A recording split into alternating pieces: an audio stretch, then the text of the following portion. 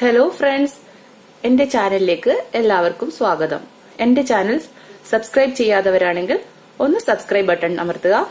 എന്റെ ഈ വീഡിയോ നിങ്ങൾക്ക് ഇഷ്ടപ്പെട്ടെങ്കിൽ ലൈക്ക് ബട്ടൺ അമർത്തുക. ഞാൻ ഇന്നിവിടെ ഉണ്ടാക്കുന്നത് എഗ് പനിയാരം. എഗ് പനിയാരം എങ്ങനെയാണ് ഉണ്ടാക്കുന്നത് നമുക്ക് നോക്കാം. അതിനാവശ്യമായ സാധനം: ആദ്യം മുട്ട, 4 മുട്ട,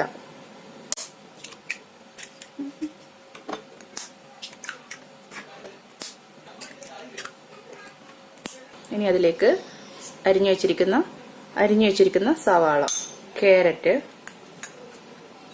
കാബേജ്, തക്കാളി, പച്ചമുളക്, മല്ലിയില, കുരുമുളക് പൊടി, ഉപ്പ് ആവശ്യത്തിന് എല്ലാം കൂടെ ഒന്ന് മിക്സ് ചെയ്ത് കൊടുക്കുക.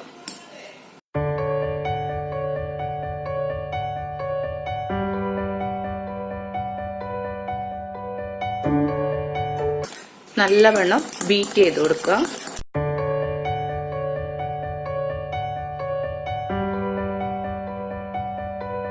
നമ്മളുടെ കൂട്ട് റെഡി ആയിട്ടുണ്ട്.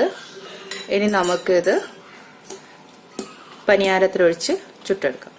നമ്മളുടെ ഇത് പനിയാരം ചൂടായിട്ടുണ്ട്. നമുക്കിനി ഇതിലേക്ക് ഓയിൽ ഒഴിച്ചു കൊടുക്കാം.